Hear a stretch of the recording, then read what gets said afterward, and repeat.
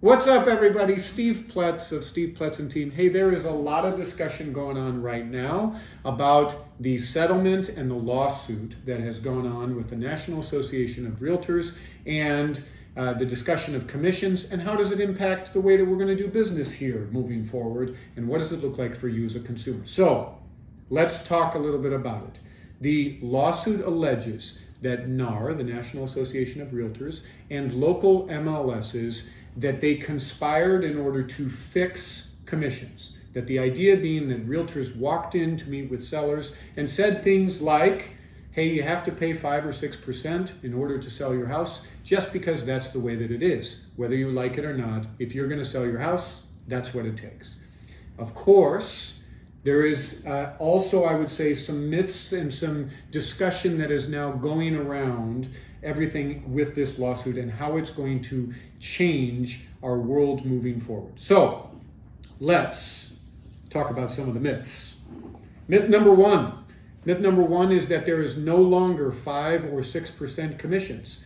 This one's not really a myth because commissions are negotiable, along with everything else in real estate. You can sell your house right now. You can hire a real estate agent or not. You don't have to have a real estate agent in order to go through a transaction, but you can hire a real estate agent right now and pay them $1,000 in order to sell your house and not offer any compensation to a buyer's agent. That's totally fine. However, I would say that isn't standard practice. And so with that, as it relates to what's the myth of our 5 and 6% commissions going away, I would say no, because I really expect that what's going to happen is that business is going to continue to move forward as it has. Sellers do not need to provide a buyer's agent with a commission. However, they haven't had to in the past. It's just kind of in the free market, so to speak, that has become the standard procedure. So let's talk other myths. Another myth is that every buyer is now going to move forward with the listing agent primarily.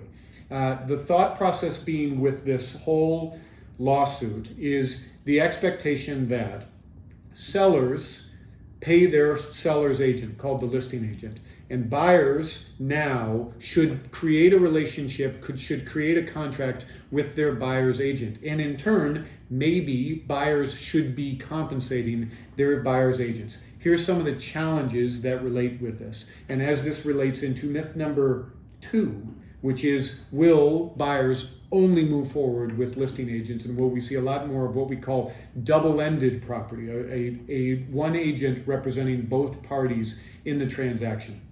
The challenge, I would say, as it relates to buyers paying their own agent's commission, is that when a seller pays commissions, it's taken out of their equity. It's taken out of their proceeds.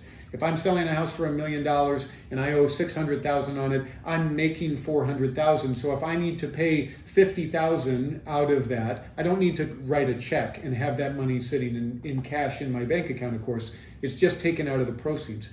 But with the buyers, there is no net proceeds. So instead, it's a circumstance where if this comes about, that a buyer is going to have to figure out some way in order to compensate their buyer's agent. And the lending laws right now don't allow for a buyer to roll those kinds of costs into the loan. Meaning, I'm buying an $800,000 house and I'm putting $200,000 down and I have a $600,000 loan. I can't just add 2.5%, $20,000, and just make my loan $620,000. Long story short, here's why I don't expect things will change, at least in the short term, but also probably not in the long term, is number one, buyers aren't going to have the cash on hand. And because of that, certainly first-time home buyers, VA buyers that are 100% financed aren't going to have the cash on hand. And so it's going to make more sense that business is going to conduct as it has in the past. I would also say that in the circumstances where a buyer is putting a down payment and now needs to figure out how to pay their agent, that transaction is going to fall apart. So my expectation, long story short, there won't be a significant amount of change. And the reason that I'm not expecting that, the counter argument, of course, is that buyers will run to listing agents and only work through the listing agent. But I would say to that, the vast majority of Americans that are homeowners, their home is their most valuable asset, and certainly the most important or financially important transaction that they're going through, that now all of a sudden they're going to take on the liability of working with an agent who may or may not have their fiduciary interests in mind. I just don't see it happen. So in summary, what I can tell you about what we're experiencing right now. Number one, will sellers stop paying commissions? They have the right to do so. They have the right to do so right now, and they will continue to have the right to do so in the future. What this lawsuit is going to create, in my opinion, is a lot of transparency, which honestly is very good for the industry, so that everybody will have some awareness about what the fees are and where things are at. I just don't expect that all of a sudden the buyer's agent's role is going to simply evaporate and go away, because I'm a consumer. And I could shop for a better price from my CPA or my financial advisor or anybody else. But what's most important to me is the relationship that I have with them and their trusted experience. I'm going to trust somebody in order to do that work. So there's a lot that I just barfed all over the screen here. There's a huge amount of discussion that is happening in this world as it relates to this settlement and what business is going to look like moving forward. And here's what I can tell you. I would love to talk to you about it. I'm an expert on my own opinion. I certainly have strong opinions as it relates to this. But in the end, I think that we're going to be totally fine, and we're not going to see any kind of substantial shift in the way that business is done, or any kind of substantial shift in anything along with prices changing. It's still going to be based on supply and demand. Hope you are well.